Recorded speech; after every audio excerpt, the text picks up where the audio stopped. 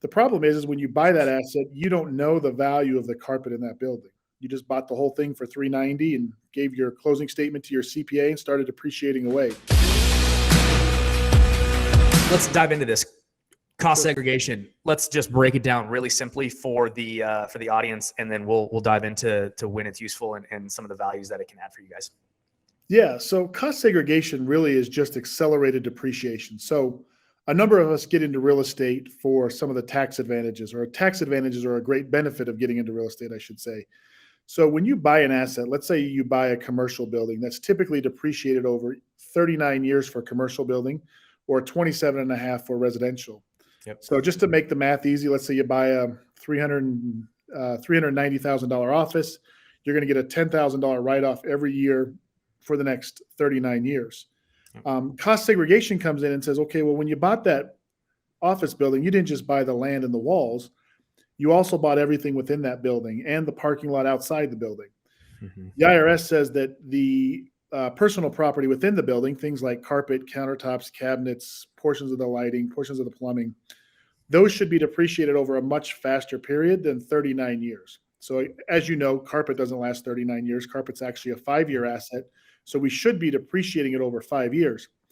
The problem is when you buy that asset, you don't know the value of the carpet in that building. You just bought the whole thing for $390 and gave your closing statement to your CPA and started depreciating away. But if you have a cost segregation study done, we'll come in, do an engineering study on the building and identify those short-term assets, which allows you to front load those and take those deductions at a much faster rate. And there's a number of reasons why you'd want to do that, Pierce. Yeah, absolutely. So I hope that makes sense.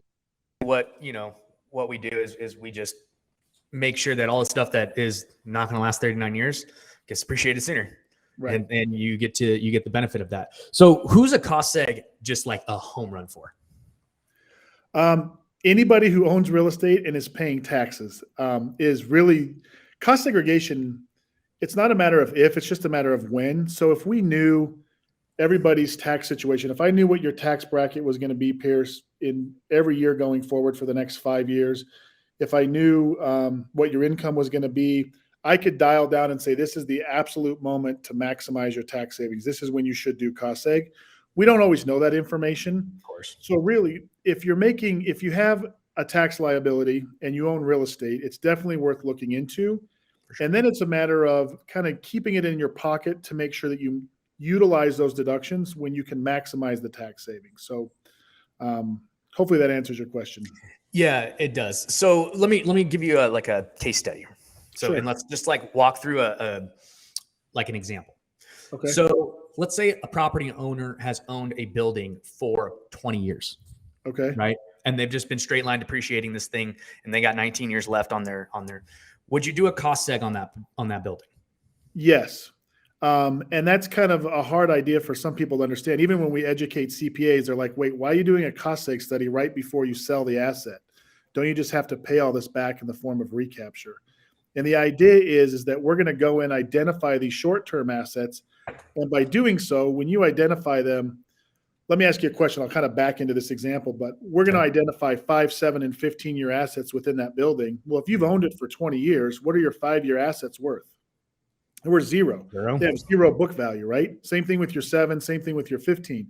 So the idea is that when you sell that asset, you shouldn't be selling your carpet for more than you bought it for 20 years earlier. And if you don't do cost segregation, that's what you're unintentionally doing. You're saying, I bought this 20 years ago for $1 million. I'm now selling it for $5 million. When you go to settle up with the IRS, you're telling them that everything was 5x value in that property, but that's not the case. Your carpet's 20 years old. It's not worth more than what it was when you bought it. Carpet goes down in value. But if you don't have that carpet broken out, you can't allocate your sales price to the right buckets per se. And so you end up overinflating the amount of capital gains you have to pay.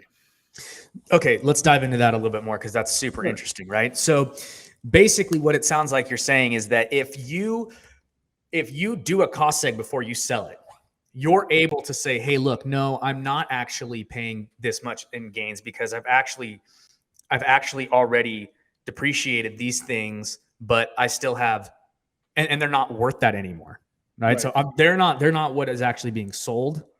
Right. It's this over here, which is being sold, but you're not by putting it over there. Yeah, no, you're right. By putting it over there, you're taking your deduction at your ordinary income rate and picking it back up as a capital gains rate and saving the spread.